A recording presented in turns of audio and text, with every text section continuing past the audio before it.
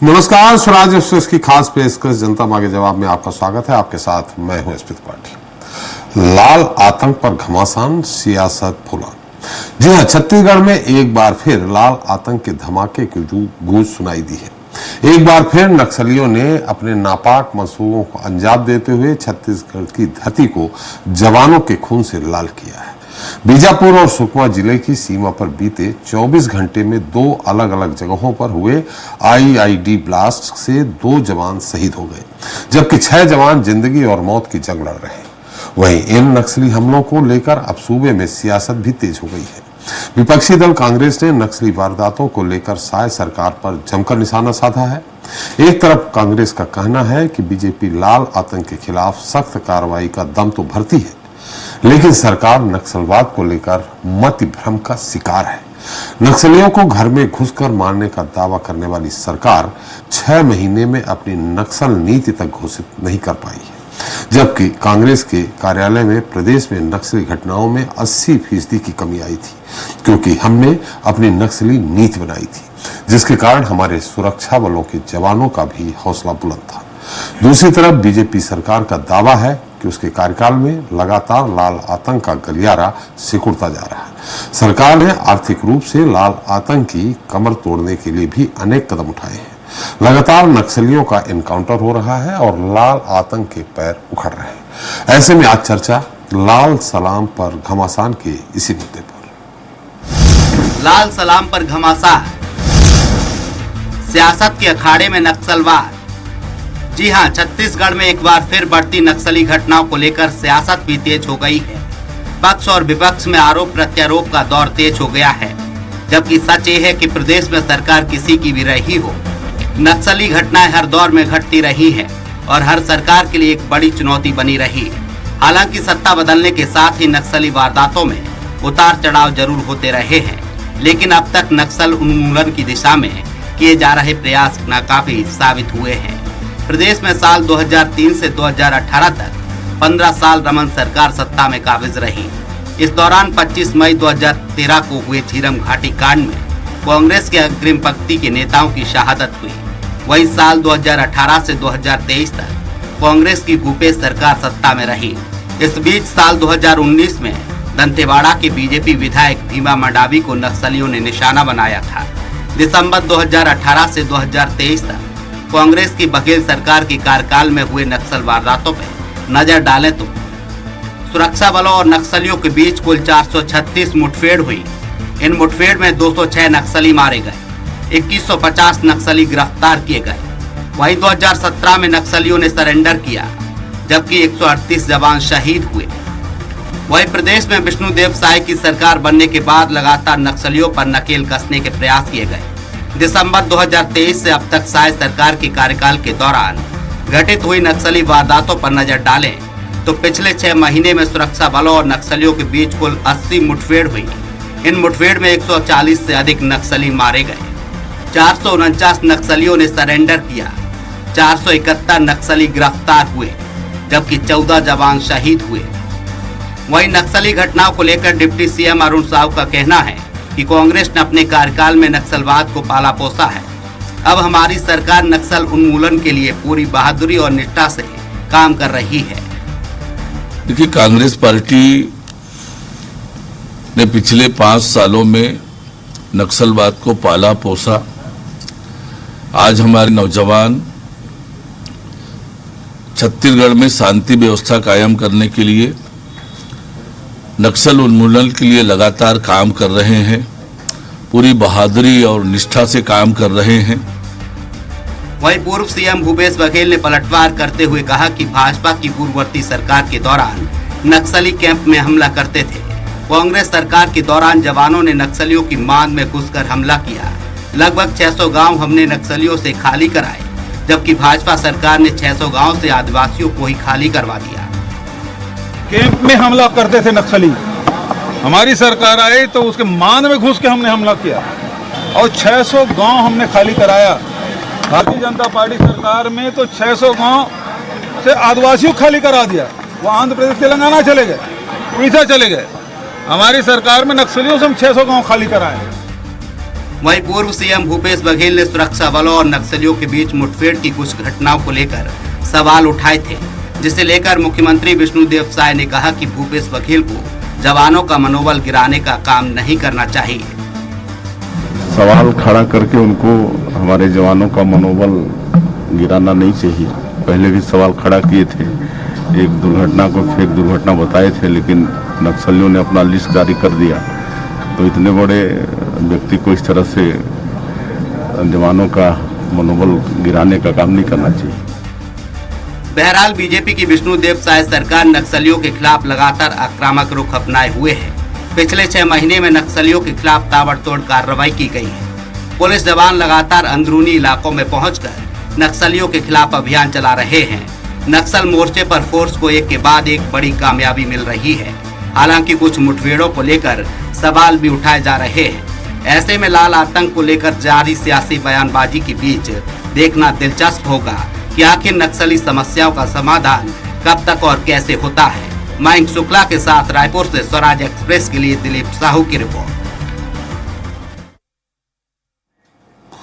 तो इस मुद्दे पर चर्चा करने के लिए हमारे साथ मौजूद हैं खास मेहमान हैं परेश बागबाहरा जी हैं, बीजेपी प्रवक्ता हैं, अभय नारायण राय जी हैं, कांग्रेस प्रवक्ता हैं, एसके पासवान जी हैं, रिटायर्ड डीजीपी छत्तीसगढ़ के हैं, पीसी रथ जी हैं, वरिष्ठ पत्रकार हैं, और अजय त्रिपाठी संपादक स्वराज एक्सप्रेस के हैं। आप सभी का हमारे इस खास कार्यक्रम में बहुत बहुत स्वागत है। सबसे पहले पासवान साहब, पासवान जी मेरी आवाज आ रही क्या आपको? पासवान साहब मेरी आवाज आ रही, लेकिन आपकी नहीं आ पा रही। जी हाँ, आ रही है। जी अब आ रही। जो अभी आंकड़े सामने आए हैं पासवान साहब, जो आंकड़े सामने हैं, जो पिछले 6 महीने है, मान ले एक मोटा मोटा जो सरकार वर्तमान सरकार है, भारतीय जनता पार्टी की सरकार है, उसमें जो आंकड़े हैं, जो नक्सली मारे गए हैं 140। मुझे लगता है आपका अनुभव अभी तक अगर 1 साल और फिर सरकार के 5 साल का आंकड़ा निकाले तो ये अपने आप में बहुत बड़ी कामयाबी है, मुझे जो लगता है। और क्या इसी तरह पिछले लंबे समय से 3-4 दशक से नक्सली समस्या इस तरह छत्तीसगढ़ में बनी हुई है? राज्य जरूर कुछ कम हो गए हैं, 16 से 14 जिलों में अब नक्सली समस्या है, लेकिन समस्या बनी हुई है। आखिर ये समस्या समाप्त कैसे होगी, कब होगी? जी, सबसे पहले तो मैं छत्तीसगढ़ सरकार को और यहाँ का जो पुलिस बल है और पुलिस बल के जो मुखिया हैं जी, उन सबको बधाई देना चाहता हूं जी, कि पिछले कुछ महीनों से जो उन्होंने सफलता हासिल की है, जी, ऐसी सफलता पहले कभी नहीं मिली। जी। हालांकि बस्तर में जो नक्सल समस्या है, इसकी शुरुआत काफी पहले 1970 के दशक में शुरू हुई थी, लेकिन लगातार हम यह देखते रहे हैं कि पुलिस जो है हमेशा बैकफुट पर रही है, सरकार जो है हमेशा बैकफुट पर रही है। और ऐसा लगता था पहले कि नक्सली जब चाहें कहीं पर भी वारदात कर सकते हैं, लेकिन अब ये स्थिति नहीं रही है। और मैं आपको बता दूं कि सन 2002-3 में जब से केंद्रीय बलों ने वहां पर मोर्चा संभाला है जी, और जिला बल और जो राज्य बल है इसकी मदद कर रहे हैं, उसके बाद से वहां पर बीएसएफ आई, नागा बटालियन आई, सब लोगों ने बहुत काम किया और सब लोगों ने जमीन तैयार की, लेकिन जो रिजल्ट है वो अभी आ रहा है। और यह सचमुच में इतना बढ़िया रिजल्ट हम लोग एक्सपेक्ट नहीं करते थे जी। तो यह बात सही है कि अब नक्सलियों के दिन गिने चुने रह गए हैं और नक्सली से समस्या जो है वो समाप्त होने पर है। लेकिन उसके बाद हम लोगों को और यह सोचना होगा कि इस तरह की जो समस्याएं हैं अधिक और न पनपे, इस तरह की समस्याएं और न हो, इसलिए भी हम लोगों को पहले से तैयारी करनी होगी और सोचना होगा और उस पर काम करना होगा। जी जी, बिल्कुल काम करना होगा। हम फिर से आप कहते हैं, आखिर ये माने धीरे धीरे आपको लग रहा है कि उखड़ रहे, पिछले 5 दशक बल्कि 6वां दशक चल रहा है। 70 में आपने ही कहा समस्या लगभग कभी किसी साल बढ़ जाती है, किसी साल थोड़ा कम हो जाती है, लेकिन समस्या समाप्त नहीं हुई। आखिर इसका पूरी तरह से समस्या समाप्त हो जाए, कम से कम छत्तीसगढ़ में, उसके लिए क्या करना चाहिए और क्या सरकार को प्रावधान करने चाहिए, मैं आऊंगा आपके पास और निश्चित इसकी जानकारी भी लेंगे। हमारे साथ राय साहब हैं, कांग्रेस प्रवक्ता हैं। राय साहब, मेरी आवाज आ रही? अभय जी, मेरी आवाज आ रही है? जी आ रही थी पार्टी जी, आ रही है। जी जी।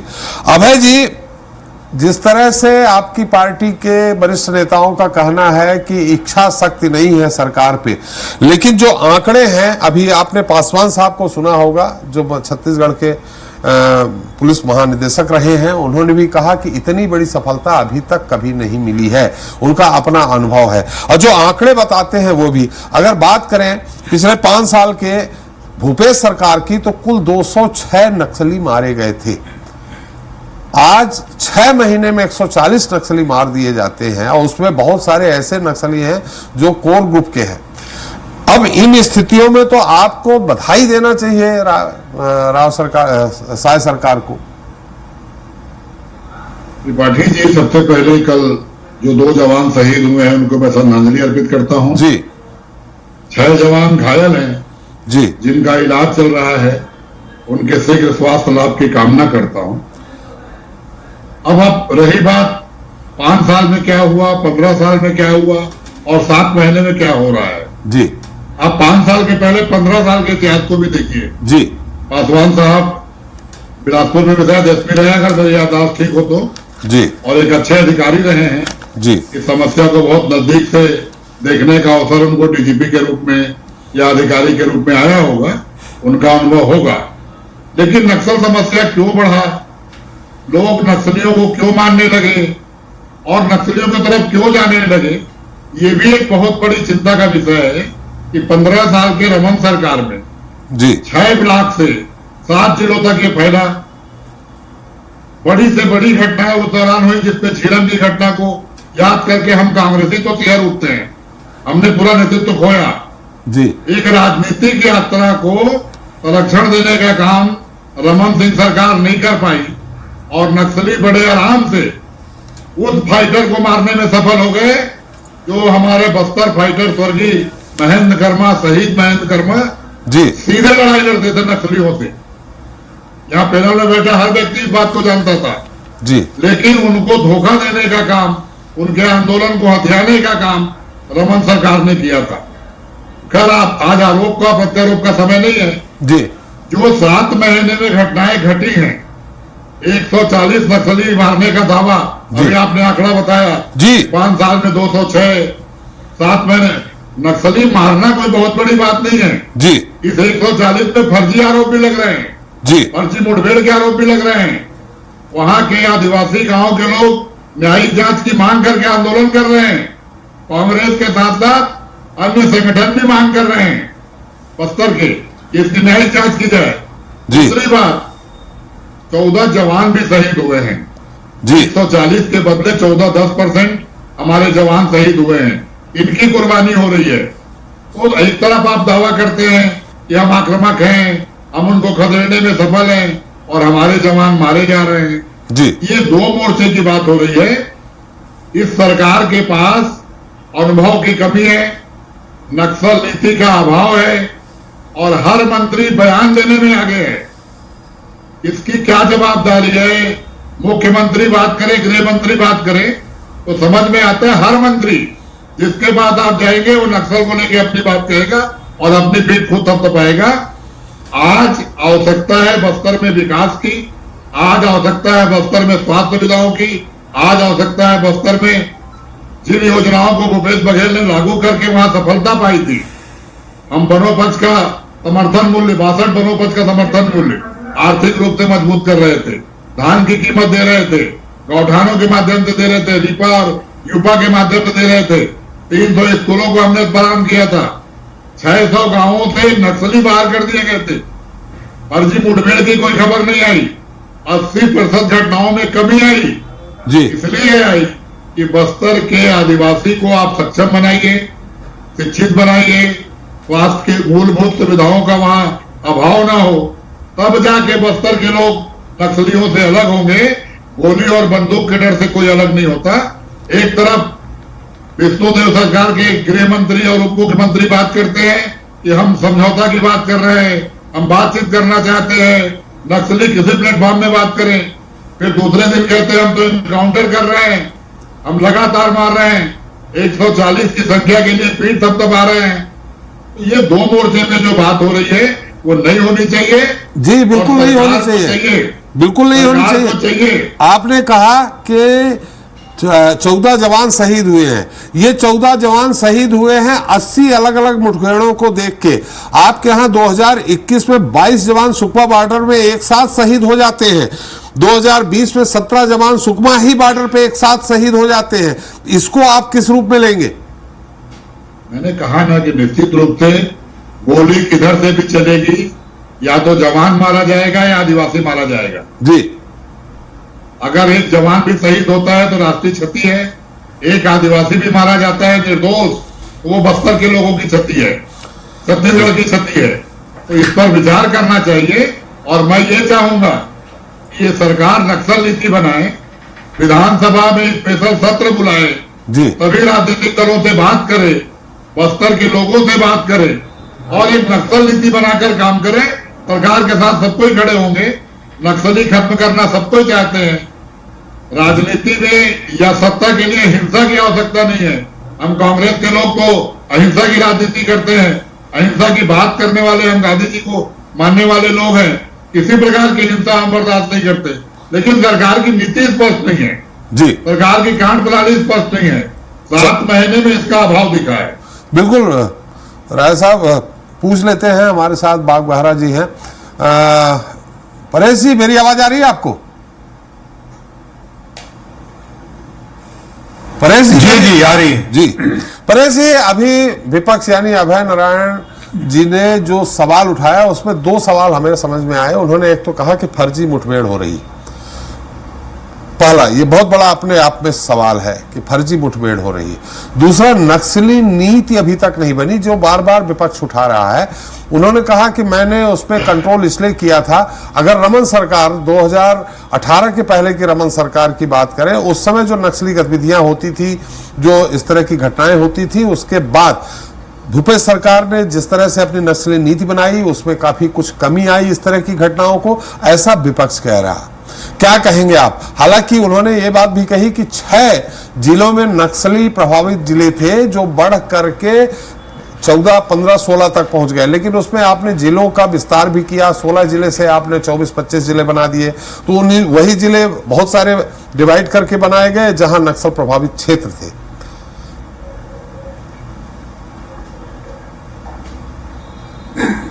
देखिए, सबसे पहले तो मैं उन शहीदों को श्रद्धांजलि देना चाहता हूं जी, और उस परिवार को मैं नमन करना चाहता हूं जो 2 जवान अभी जो कायरतापूर्ण हमला बारूदी सुरंग में मारे गए हमारे यहाँ के बेटे हैं, उनको मैं श्रद्धांजलि देता हूं। जी,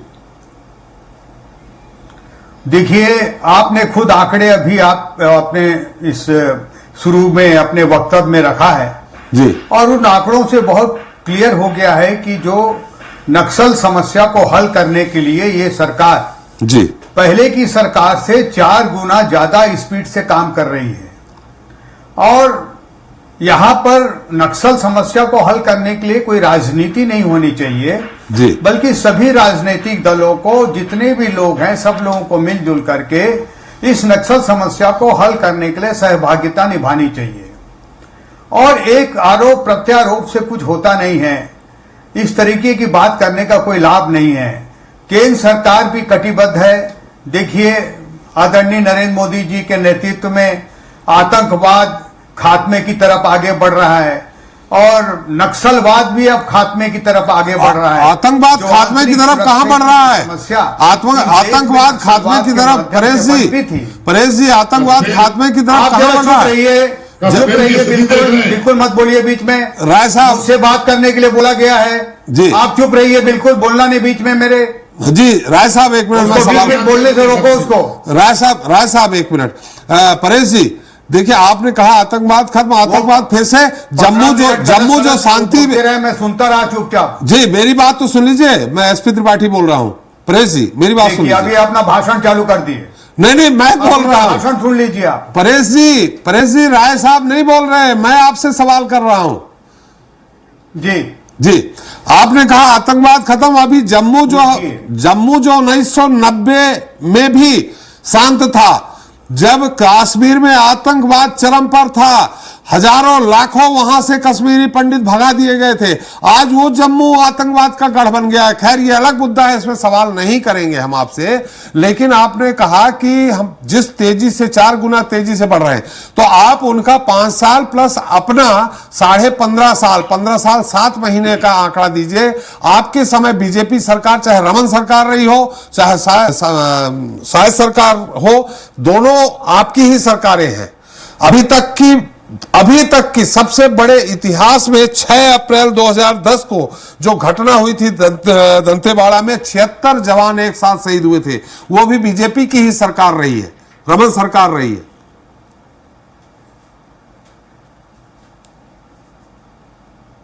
देखिए, तो अपन पीछे चलते हैं और पीछे चलते हैं जी। 500 साल यहां मुगलों ने राज किया और पूरे देश को लूटा जी। उसके बाद 200 साल अंग्रेजों ने राज किया, उन्होंने देश को खोखला किया जी। और उसके बाद पंडित जवाहरलाल नेहरू की जो आर्थिक नीति है, उसने इस देश में गरीबी बढ़ाई जी। अमीरी और गरीबी में खाई बढ़ाई।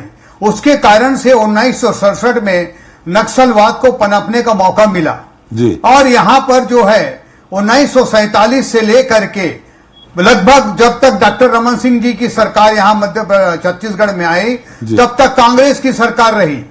छत्तीसगढ़ को विरासत में दिग्विजय सिंह जी ने और उसके पहले की सरकारों ने, कांग्रेस की जिसमें ज्यादा से ज्यादा समय सरकार रही, उसने नक्सलवाद को यहां पोषा यहां पर, और उसमें कोई ज्यादा कार्रवाई करने में उन्होंने कोई इंटरेस्ट नहीं लिया। इस कारण से अगर आप आपस में तुलना करने जाएंगे तो बहुत पीछे जाना पड़ेगा। अभी ये देखना है कि जिस तरीके से नक्सलवाद के खिलाफ कार्रवाई हो रही है, उस कार्रवाई से नक्सल जो है बहुत बुरी तरह डरा हुआ है। उनको बोला जा रहा है कि या तो मान जाओ नहीं तो मारे जाओगे। उनको कहीं भागने का ठिकाना नहीं मिल रहा है और लगातार यहां पर सर्चिंग चल रही है। आप देखिए, जो अब 5 जिलों में आज बस्तर संभाग में जो नक्सलवाद सिमटा है, उसमें 35 सुरक्षा कैंप वहां पर खोले गए हैं। आने वाले समय में 29 नए सुरक्षा कैंप खोले जाएंगे और ये सुरक्षा कैंप लोगों के लिए सुविधा कैंप की तरह काम कर रहे हैं। यहां पर नियत नेल्लार योजना के अंतर्गत इन कैंपों के 5 किलोमीटर क्षेत्र में जो छत्तीसगढ़ सरकार की, केंद्र सरकार की 32 योजनाएं हैं, उनको लागू किया जा रहा है।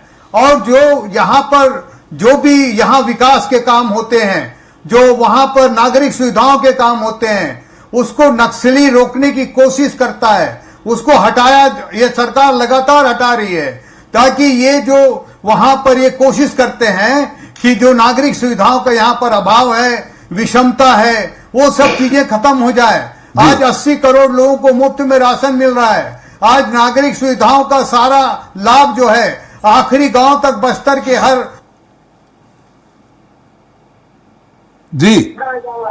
शिक्षा व्यवस्था की जा रही है, समाधान बिछाया जा रहा है, शिक्षा व्यवस्था की जा रही है। समाधान के माध्यम से आंतरिक सुरक्षा के अंतर्गत नक्सलवाद को खत्म करने की कोशिश की जा रही है, कौशल विकास किया जा रहा है। इस तरीके से नक्सलवाद को खत्म करने के लिए जो ये आर्थिक विषमता की बात करते थे, एक बात का उत्तर आपने नहीं दिया परेश जी। जो पूरी तरीके जो अभय नारायण जी ने एक सवाल उठाया था, अभय नारायण जी ने खत्म कर दिया है। परेश जी, अभय नारायण जी ने सवाल उठाया था कि फर्जी मुठभेड़ की बात हो रही है, फर्जी मुठभेड़ किए जा रहे हैं, जो आपके 80 मुठभेड़ बताई गई है। थोड़ा संक्षेप में ही हम इसको जानना चाहेंगे आपसे। जी हाँ, इन लोगों ने इन्होंने कहा था, इनके पूर्व मुख्यमंत्री जी ने भी कहा था, नक्सलियों ने खुद कहा कि हमारे ये नक्सली मारे गए हैं जिनको ये फर्जी बोल रहे थे, है ना। तो ये इनको जवाब मिल चुका है। इस कारण से सिर्फ ये बोलने की बात है, जबकि नक्सलियों ने खुद कबूल किया है कि वास्तव में इसमें नक्सली ही मारे गए हैं। जी चलिए अभय जी, हम आपके पास आएंगे। हम रथ साहब से एक टिप्पणी लेते हैं। रथ साहब, आप लंबे समय से खासकर इस जो दुर्घटनाएं हो रही हैं, नक्सलवाद को लेकर दुर्घटनाएं हो रही हैं, उसको आपने बहुत गहराई से देखा है। क्या अंतर पाते हैं अभी की वर्तमान सरकार, 7 महीने विष्णुदेव जी की सरकार है उसमें और पिछली सरकारों में? पिछली सरकारों मतलब मेरा भूपेश सरकार और रमन सरकार भी।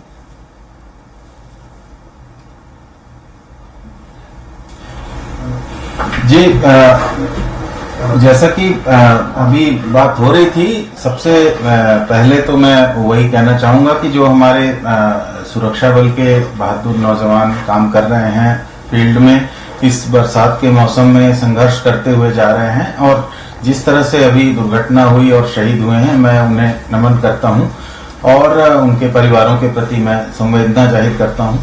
और ये जो बात हो रही है माओवादी समस्या को लेकर के, वो जैसा कि पासवान साहब ने शुरुआत में कहा, मैं लगभग 1980 के बाद से उस समस्या को बस्तर में देखता हूं।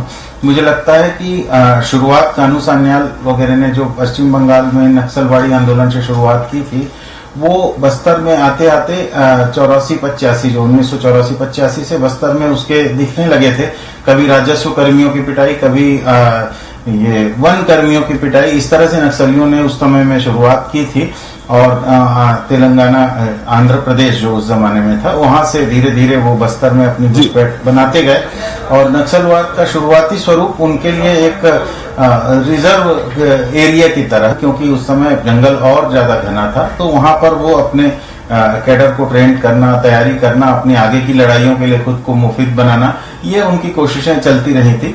और आक्रामकता उनकी बहुत बाद के दशक में शुरू हुई और जब उन्होंने स्थानीय स्तर पर तेंदुपत्ता व्यापारियों और ठेकेदारों पे अपना नियंत्रण करना चालू किया और आर्थिक अपने सोर्सेस तलाश किए और छोटी छोटी झड़पों से पुलिस से हथियार छीनने शुरू किए, तो इस तरह से वो मूवमेंट जो है वो बस्तर में एक स्थापित मूवमेंट की तरह हो गया।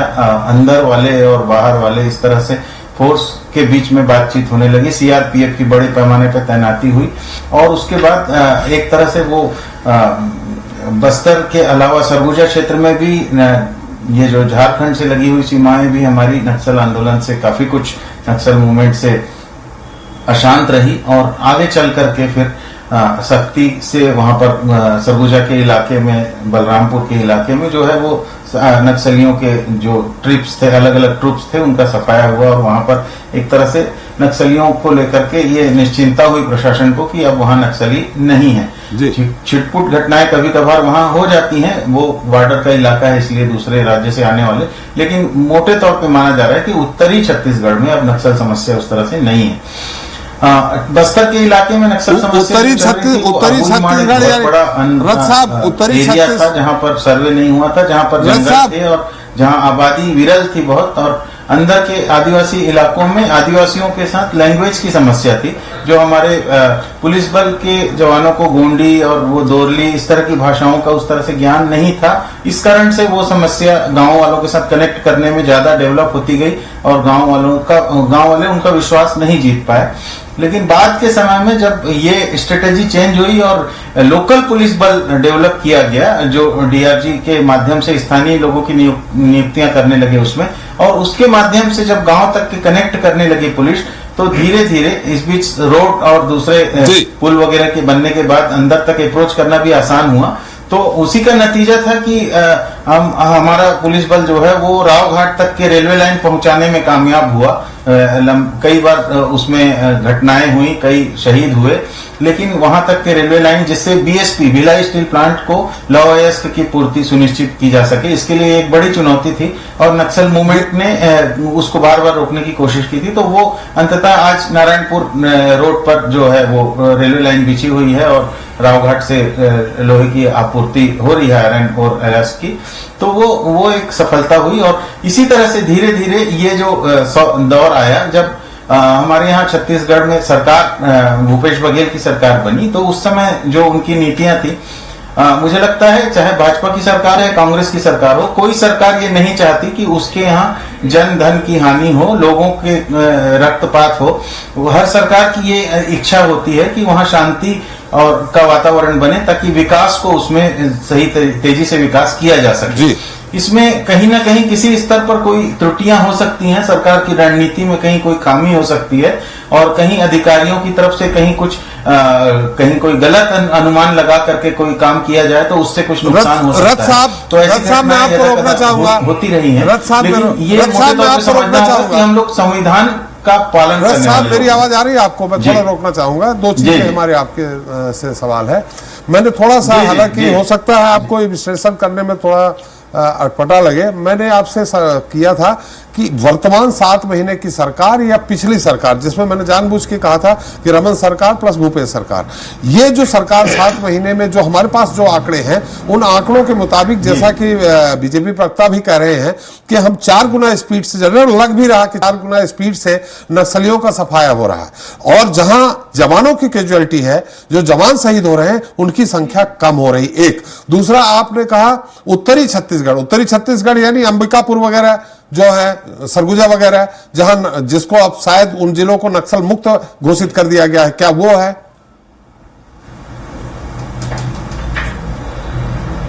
जी बिल्कुल जी बिल्कुल। वो सरगुजा का अंचल जो है वो एक तरह से नक्सल मुक्त माना जा रहा है छत्तीसगढ़ में जी। और जो आप कह रहे थे कि हाँ, जो आप कह रहे थे कि ये जो अंतर है वो निश्चित रूप से ये फर्क पड़ा है। मुझे लगता है ठीक भूपेश बघेल जी की सरकार जाने और ये जो विष्णुदेव साय जी की सरकार बनने के साथ ही जो सेंट्रल फोर्सेस है उसका फोकस बढ़ा है और सेंट्रल फोर्सेस के जो बड़े अधिकारी हैं उनके भी विजिट हुए लगातार और उसके बाद दोनों राज्य और केंद्र के दोनों बलों के द्वारा जो संयुक्त ऑपरेशन को ज्यादा शार्पनेस तरीके से चलाया गया। पहले के समय में सरकारों को उस तरह से ड्रोन की उस तरह से सुविधा नहीं थी, सर्वेलेंस की उस तरह से सुविधा नहीं थी। अब धीरे धीरे हम टेक्नोलॉजी के लेवल पर ज्यादा इक्विप्ड होते जा रहे हैं तो उसका फायदा पुलिस बलों को ज्वाइंट ऑपरेशन में मिल रहा है और साथ ही अलग अलग राज्यों की पुलिस जो मिलकर के काम करती है केंद्र के साथ कोऑर्डिनेशन के साथ, उसके कारण नक्सलियों को ट्रेस करना आसान होता गया है और उसी के कारण हम सुरक्षा बलों की सक्सेस को देख पा रहे हैं। अभी सुरक्षा बल ज्यादा इक्विप्ड तरीके से हमला कर रहे हैं, नक्सलियों को टारगेट करके उनके मान तक जा करके हमला कर रहे हैं और साथ ही साथ 1000, 1500, 2000 की फोर्स एक साथ फील्ड में छोड़ी जा रही है जिससे एक पूरे एरिया को कवर करके एक एक इंच जमीन कहा जा सकता है कि उसकी छानबीन करके वहां पर नक्सलियों को ट्रेस किया जा रहा है। इसलिए मुठभेड़ों की संख्या बढ़ी है और पुलिस का सक्सेस बढ़ा है। और ये बात अलग है कि जो संचालन खर्च है वो भी है। फोर्सेस के इतने बड़ी मात्रा में डिप्लॉयड किए जाने के बाद मुझे लगता है बस्तर अंचल में ही कम से कम 1.5 से 2 लाख फोर्स तो कम से कम होगी जिसके कारण ये फोर्स ज्यादा से ज्यादा होनी भी चाहिए। बात सही है, तभी ये सफाया हो सकता है। हमारे साथ हमारे स्वराज एक्सप्रेस एसबीसी के संपादक अजय त्रिपाठी जी, सर जो नक्सल समस्या जहां से उपजी थी जमींदारी के खिलाफ नक्सलवाड़ी बंगाल से, वहां तो समाप्त हो गई। ये इन राज्यों में खासकर जहां आदिवासी बेल्ट है ज्यादा, तेलंगाना हो, छत्तीसगढ़ हो या झारखंड हो, इनमें ज्यादा बढ़ी। क्या आपको लगता है ये कि जहां अनपढ़ कह सकते हैं, जहां पढ़े लिखो कम है, जो आदिवासी सामान्य रूप से बड़ा सहज और सरल होता है, दिल का बड़ा साफ होता है, ये नक्सल जो भी है, जो कोर ग्रुप के जो लोग हैं, इनको बरगलाने में सफल रहे हैं, इसलिए इस तरह की समस्याएं इन बेल्टों में ज्यादा रही? नहीं, मुझे लगता है जब भी हमने सबको सुना और जितना हम लोगों ने पढ़ा है कि ये सबको मानना पड़ेगा, सभी इससे सहमत होंगे कि 1968 में नक्सलवाड़ी से सानू कान्याल वगैरह ने जिस मूवमेंट की स्टार्ट किया था, वो मूवमेंट आज की तारीख में नक्सलवाद, उसको नाम भले हम लोग कहते आ रहे लगातार, लेकिन बहुत बदल गया है। मुझे लग रहा है कि सानू कान्याल को अगर आप पढ़िए, उसकी हिस्ट्री को पढ़िए, उसकी बायोग्राफी को पढ़िए, तो आज जो मूवमेंट है इसकी परिकल्पना तो उस व्यक्ति ने भी नहीं की होगी कि इस तरह ये मूवमेंट इस तरह पहुंच जाएगा। आप जो बात कह रहे थे उसके अलावा मुझे जो समझ में आ रहा है पूरे सिस्टम को देखते हुए कि असल में जो आदिवासी था, जो बैकवर्ड जिसकी आप बात कर रहे, निर्धन था, उसको जो वोट बैंक आ गया बीच में, वो जो पॉलिटिशियंस थे जिनको लगा कि इनको सहारा लेकर के इस वोट बैंक को डाइवर्ट किया सकता है, तो वो मुझे लग रहा है कि नक्सल मूवमेंट को ज्यादा हाइप देने में कामयाब हुआ। क्योंकि बहुत सारे नाम हम लोग भी जब मध्य प्रदेश और छत्तीसगढ़ ज्वाइंट था, बहुत सारे एमएलए वहां से चुन के आते थे, उनके बारे में जो बातें सुनते थे, तमाम जीतें होती कि इनकी जीत की गारंटी क्या होती है, सब जानते, चाहे बीजेपी का हो या कांग्रेस का, और डीजीपी साहब खुद बैठे हुए हैं, उनको सब पता है कि कैसे वो जीतते थे। वो जीत की गारंटी जब नक्सली बनने लगे तो मुझे लग रहा है सबसे बड़ा मूवमेंट वो हुआ। दूसरी बात जो पीसी रथ साहब कह रहे थे कि वेल इक्विप्ड फोर्स हो गया, आप उनके भी वेल इक्विप्ड देखिए ना नक्सल मूवमेंट का, उनके पास आज जो हथियार हैं, जिससे वायरलेस सिस्टम है, जिस तरह मोबाइल तंत्र है पूरा का पूरा, वो भी वेल इक्विप्ड हो रहे हैं। तो मुझे लग रहा है जिस दिन ये पॉलिटिकल सिस्टम को हम थोड़ा ठीक कर पाएंगे, चुनाव जीतने की गारंटी अगर नक्सली खत्म हो जाएंगे तो बहुत सारी सफलता मिल जाएगी। क्योंकि आप देखिए जिस तरह से मध्य प्रदेश में डकैती थी,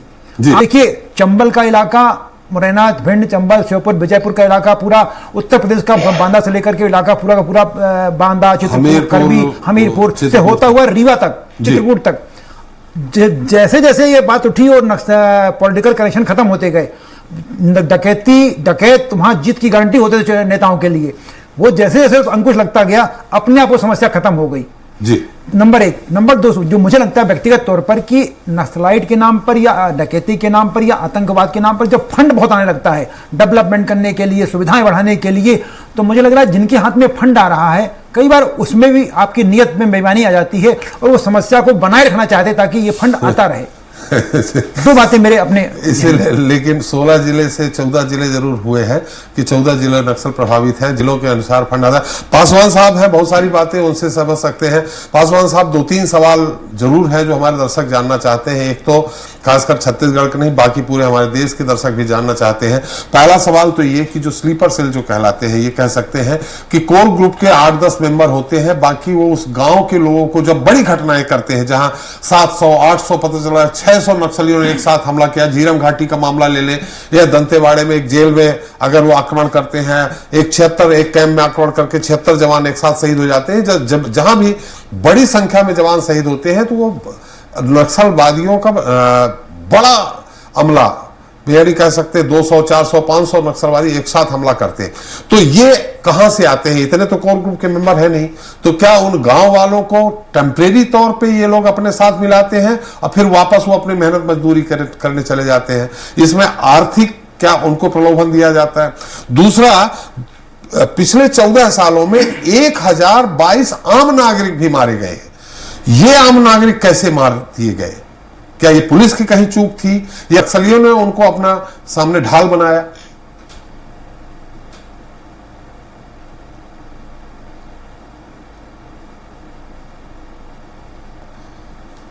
पासवान साहब, मेरी आवाज आ रही?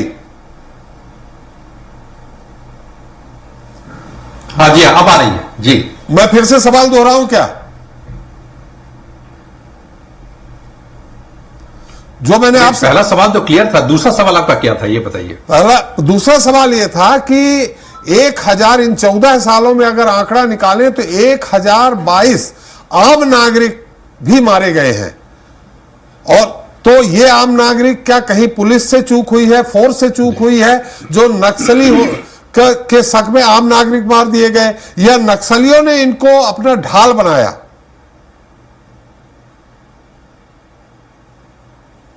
जी जी जी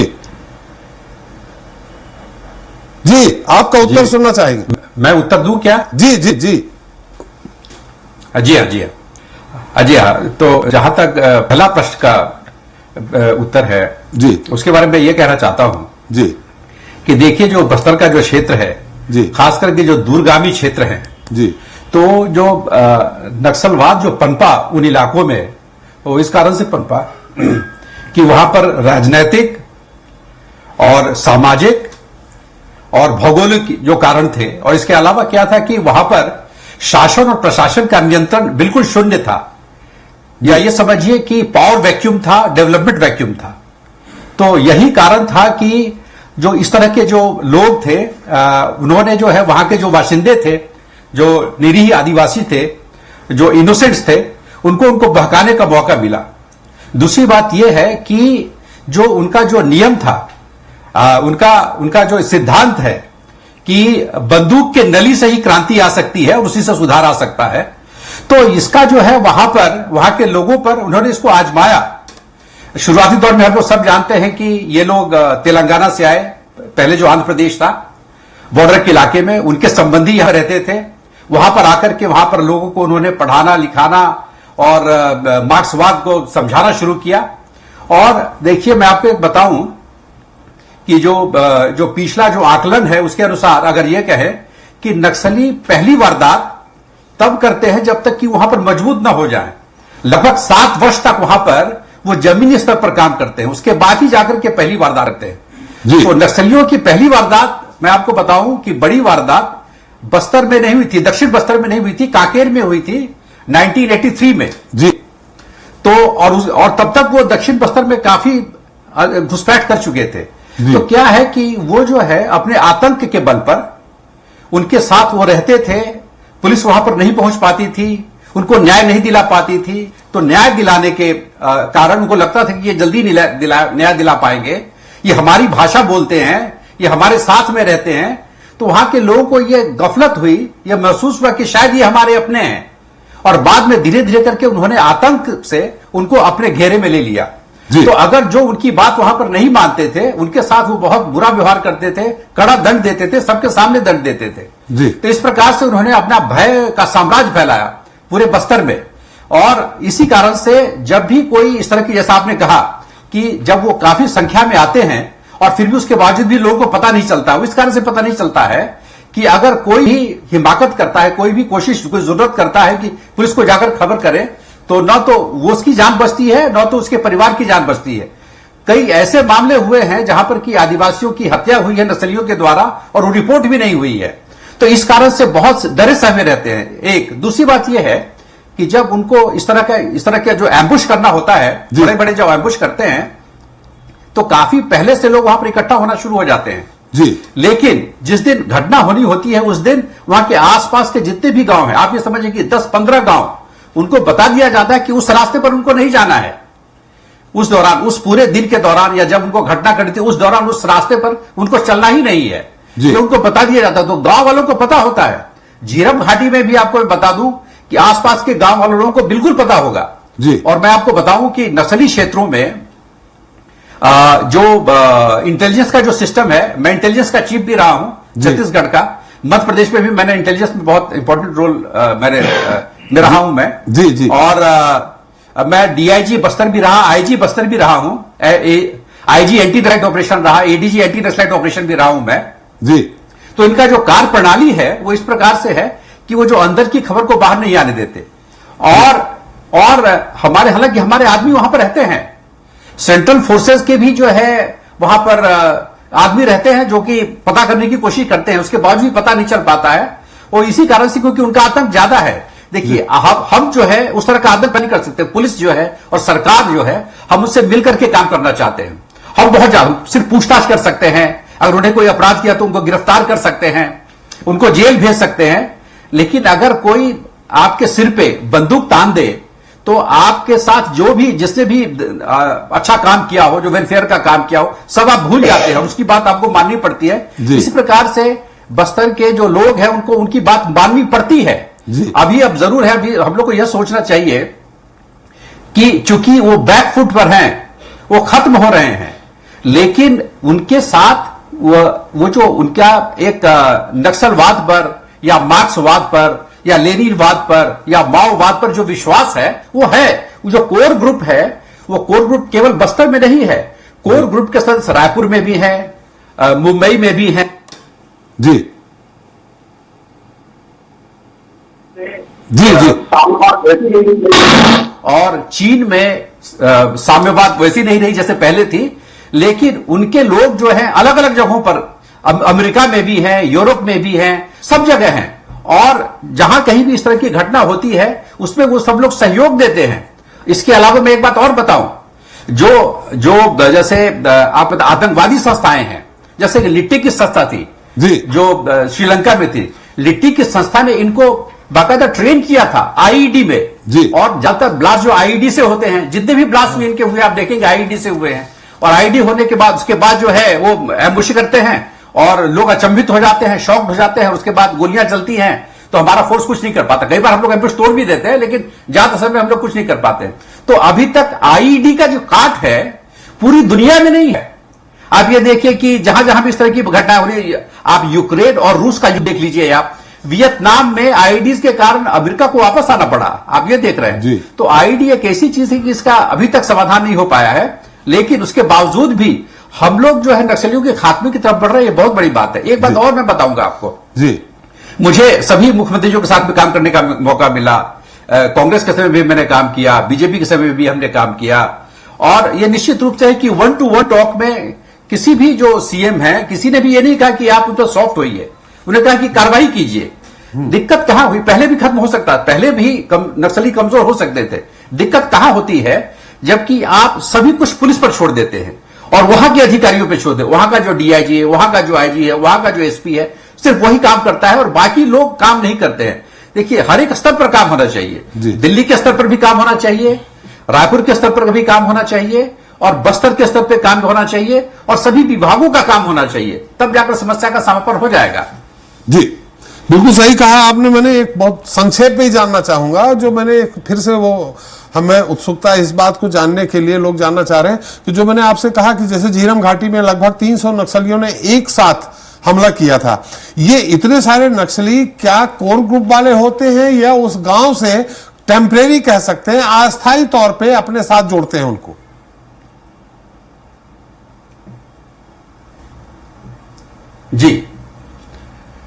जी, इस संबंध में मैं ये कहना चाहूंगा कि अब जैसे 300-400 जो लोग होते हैं, इसमें निश्चित रूप से इनके जो बड़े कमांडर सम्मिलित होते हैं। ठीक है, 3 इनके जो है, एक जो मिलिशिया ग्रुप है, मिलिशिया ग्रुप के बारे में आप ये कह सकते हैं, एक तो संगम सदस्य होते हैं। संगम सदस्य जो होते हैं गांव के मेंबर्स होते हैं जी, वो जो है कभी कभी उनकी मदद करते हैं, राशन से मदद करते हैं, उनको सूचनाएं देकर के मदद करते हैं, इस तरह की वो लोग मदद करते हैं। लेकिन उसके ऊपर जो मिलिशिया होता है, संगम के सदस्य नॉर्मली वर्दी नहीं पहनते, जो ओजी जो वर्दी पहनते हैं वो नहीं पहनते। मिलिशिया जो है वर्दी पहनते हैं और नहीं भी पहनते हैं। तो जब कार्रवाई करनी होती है, जब काम करना होता है, तब वर्दी पहन लेते हैं, उसके बाद वर्दी को छुपा देते हैं। और उसके ऊपर जो मिलिट्री दल के जो सदस्य होते हैं, वो नॉर्मली वर्दी में रहते हैं और पब्लिक के सामने कभी नहीं आते। और बाकी जो उनके नेता हैं, वो नॉर्मली वर्दी नहीं पहनते हैं, लेकिन इस तरह की जब घटनाएं होती है, तब जब कमांड करना होता है, तब वर्दी पहनते हैं। तो ये 4 तरह के, इस तरह जो बड़ी घटना है, जब उनको पता है कि इतना लंबा ग्रुप यहां से आ रहा है, तो इसके लिए जो पहले से उनको सूचना थी, इसका मतलब यह है। तो और हम लोग को यह मालूम है कि सुकमा से वो जो ग्रुप था, जो बाद में शहीद हुए जी, कांग्रेस का जो ग्रुप था, वो उनको जाना था सुकमा से दंतेवाड़ा जाना था, वो दूसरे रूट से जाना था और ये लास्ट मोमेंट में ये रूट बदला गया। हाँ, ये जांच का विषय है कि लास्ट मोमेंट पर रूट क्यों बदला गया, और लास्ट मोमेंट पर रूट बदला गया और वहीं पर 300-400 नक्सली इकट्ठे थे। तो इसमें जो है, इसकी जांच अभी तक तो इसके बारे में कुछ पता नहीं चल पाया कि ऐसा क्यों हुआ, क्या हुआ। लेकिन ये बहुत इंपॉर्टेंट चीज है, क्योंकि भविष्य में ऐसी बात न हो। क्योंकि देखिए, चुनी सरकार है, जनता की सरकार है, और नक्सली इसलिए हार रहे हैं कि जनता को लग रहा है कि हमारी सरकार है, नक्सली हमारे अपने नहीं है। तो देखिए, अगर नक्सली समस्या को समाप्त करना या इस तरह की जो समस्या उसको समाप्त करना है, तो हम लोगों को जो यहां पर बैठे हैं, जो मुख्य धारा में है, हम लोग को यह प्रयत्न करना पड़ेगा कि जो मुख्य धारा में नहीं है, जो अलग कटे हुए, उनको भी लगे कि यह देश हमारा है। जी, जो है उनकी बातों को सुना जाए, उनके जो प्रतिनिधियों को सम्मान दिया जाए। तो धीरे धीरे लोगों को लग रहा है कि हाँ भाई, हमारे प्रतिनिधियों को सम्मान मिल रहा है, ये देश हमारा है, ये पॉलिटिकल सिस्टम हमारा है। तो लोगों पे आत्मविश्वास आता है, तो लगता है कि हाँ भाई, ये सब जो काम जो हो रहा है सब हमारे लिए हो रहा है। इस कारण से नकली धीरे धीरे खत्म हो जाएंगे। चलिए जी, हमारे साथ कांग्रेस वक्ता है, एक बार फिर से हम उनके अभय जी के पास चलते हैं। अभय जी, थोड़ा सा, चूंकि पासवान जी से हमारे दर्शक बहुत सारा कुछ जानना चाहते हैं, इसलिए ज्यादा समय ले लिया, आपके पास आने में देर हुई। अभय जी, आप मौजूदा सरकार से क्या चाहते हैं, विपक्ष क्या चाहता है कि नक्सली समस्या समाप्त हो? जैसे कि पासवान जी ने भी कहा, हमारे वरिष्ठ पत्रकार रथ जी ने कहा, अजय जी ने भी कहा कि जब तक राजनीतिक इच्छा शक्ति नहीं होगी, राजनीतिक इच्छा शक्ति चाहे पक्ष की हो चाहे विपक्ष हो, जब तक इसमें एकता नहीं होगी, तब तक समस्या बनी रहेगी। अब इन स्थितियों में आप वर्तमान में साय सरकार से क्या चाहते हैं? त्रिपाठी जी, पासवान साहब ने बहुत विस्तृत जी, नक्सलवाद कैसे पनपा जी, नक्सलवाद क्यों पनपा जी, और नक्सलवाद कैसे खत्म होगा जी, उनका अनुभव आज सुनने मिला जी। छत्तीसगढ़ के लोगों को भी समझ में आया होगा और मुझे भी समझ में आया जी। देखिए, वर्तमान सरकार हो या पूर्व की सरकार हो जी, नक्सलवाद और लोकतंत्र के बीच का झगड़ा है ये जी। लोकतंत्र में हमारी सरकार जी जनता के मत से या जनता के वोट से बनती है जी, और नक्सली बंदूक के बल पर सरकार बनाना चाहते हैं और नक्सली जनता को ये समझाते हैं कि आपकी मूलभूत सुविधा, आपकी शिक्षा, आपका स्वास्थ्य, आपको 2 टाइम खाने का अधिकार, आपको पहनने का अधिकार, जन जंगल और जमीन पे आपका अधिकार, ये सरकारें नहीं दे रही हैं। जी, ये सरकारी में ठेकेदार काम कर रहे हैं, ये सरकारें लूटने का काम कर रही हैं। ये समझाने में सफल हो जाते हैं और हम लोकतंत्र के लोग उनको ये समझाने में सफल नहीं हो पा रहे हैं कि ये सरकार आपकी सरकार है, जो आपने कहा ये अब जनता सरकार बना रही है। पासवान साहब ने इस बात को प्रमुखता से कहा और वो समझने लगे हैं। तो 5 साल जिस तरह भूपेश बघेल जी ने धरातल पे काम किया, जी, जिस तरह भूपेश बघेल जी जनता के बीच गए, 15 साल में तो प्रधानमंत्री की सरकार थी ही नहीं, वहां नक्सलियों की सरकार थी, वहां आतंक की सरकार थी। अभय जी, अभी उसको खत्म मौजूदा किया। सरकार, मैंने सवाल किया, मौजूदा सरकार से आप क्या डिमांड करते हैं? संक्षेप में, समय कम है इसलिए, मौजूदा सरकार से आप क्या चाहते हैं, मैंने पूछा। मेरी अपेक्षा इस सरकार से ये है कि सरकार में अनुभव लोगों की कमी है। जो भारतीय जनता पार्टी अनुभवी नेता हो, जो 15 साल मंत्री मुख्यमंत्री रहे हो, उनकी सलाह लें और सभी राजनीतिक दलों की बैठक बुलाएं, विधानसभा का विशेष सत्र बुलाएं और जड़ से खत्म करने के लिए उससे बात करें। डबल इंजन की सरकार है। प्रवक्ता जी ने कहा कि 4 गुना हमला कर रहे हैं, आप 6 गुना हमला करिए, लोकतंत्र में विश्वास करिए, संविधान में विश्वास करिए और उसको मिलाकर कोई नक्सल नीति बनाइए। सबकी राय लीजिए आप। अगर आप सबकी राय से कोई नक्सल नीति बनाएंगे तो हर कोई नक्सल खत्म करना चाहता है। केंद्र में आपकी सरकार है ही है। चलिए, समय कम है इसलिए मैं रोक रहा हूं। मतलब आप रमन सिंह जी हो या ननकीराम कमर हो या नंद कुमार साय हो, इन लोगों को आप फिर से सत्ता में लाना चाह रहे हैं कि ये लोग सरकार चलाएं? आपका कहने और बीजेपी के जो भी अनुभवी नेता उनसे बात करें। चलिए, परेश जी कह रहे हैं बीजेपी के अनुभवी नेताओं से बात करके इस समस्या का हल निकाला जा सकता है। लेकिन मेरा आपसे सवाल है कि क्या अगले 5 साल तक आप ये आश्वस्त करते हैं सरकार के प्रतिनिधि होने के नाते, माने सरकार जिनकी है, माने भारतीय जनता पार्टी के प्रतिनिधि होने के नाते, कि अगले 5 साल बाद हम नक्सली समस्या पर आपसे बहस नहीं करेंगे? आप इसकी गारंटी देते हैं क्या? देखिए, अभी आपको मालूम है कि जो हमारे देश के जो गृह मंत्री है आदरणीय अमित शाह जी, उन्होंने कहा है कि 2 साल के अंदर हम नक्सली समस्या पूरी तरीके से समाप्त कर देंगे जी। इस कारण आप जो 5 साल का समय बोल रहे हैं उसके बदले अमित शाह जी ने सिर्फ 2 साल का समय बोला है।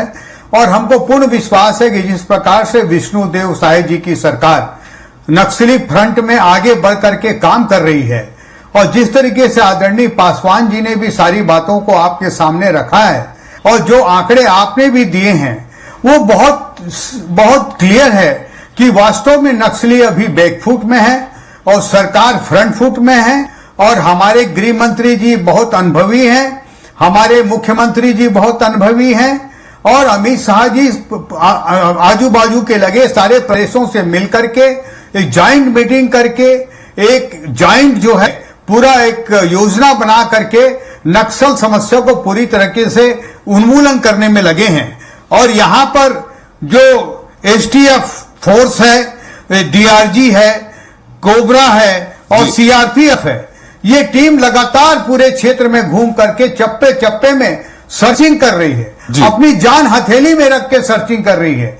लेकिन लेटेस्ट टेक्नोलॉजी का जो भी चीजों की जरूरत है उसको ये प्रदेश की सरकार और केंद्र की सरकार उसको मुहैया करा रही है और उनके मनोबल को आगे बढ़ा रही है। मैं अपने कांग्रेस के साथियों से निवेदन करना चाहता हूं कि इन जवानों के मनोबल को गिराने की कोशिश मत कीजिए।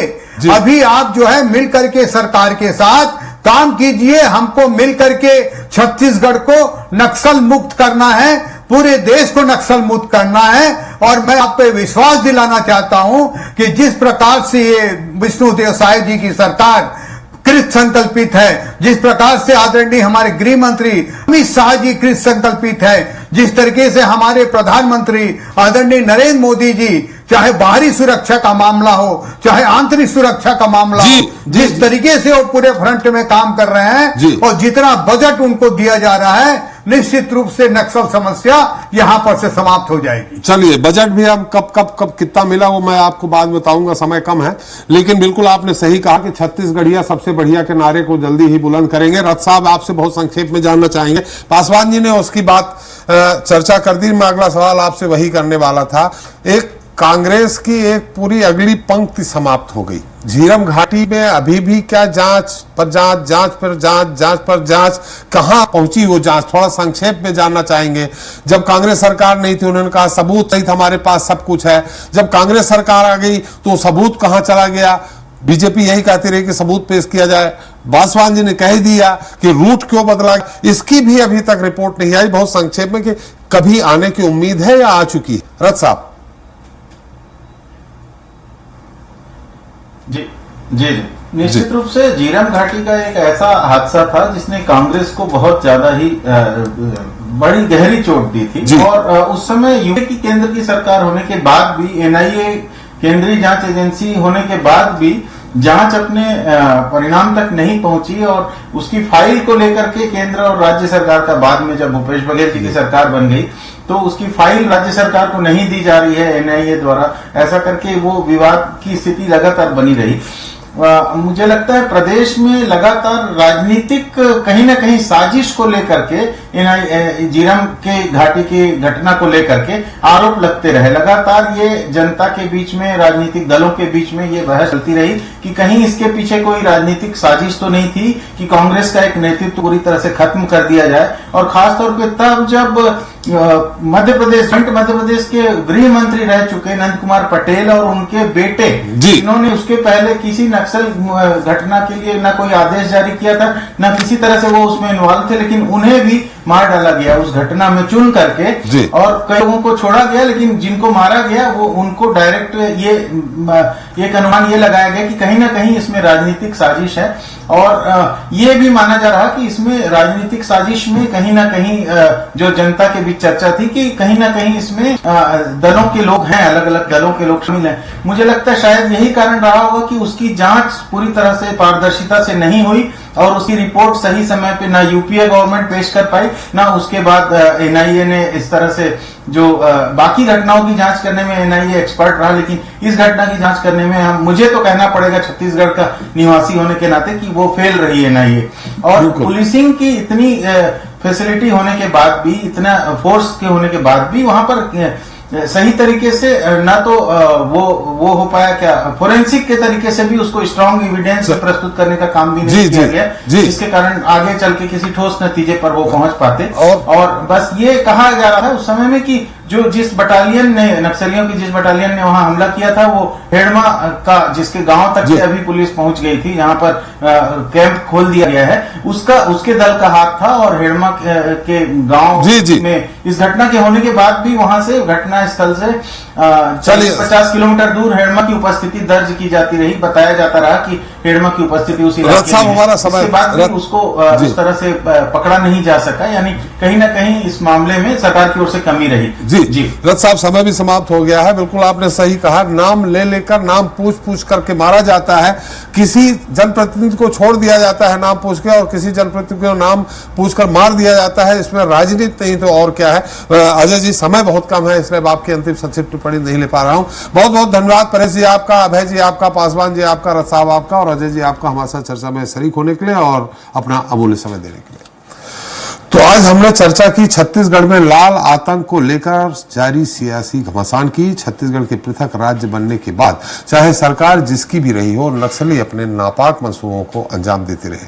हालांकि सत्ता बदलने के साथ ही नक्सली वारदातों में उतार चढ़ाव जरूर होते रहे हैं, लेकिन अब तक नक्सल उन्मूलन की दिशा में किए जा रहे प्रयास नाकाफी साबित हुए हैं।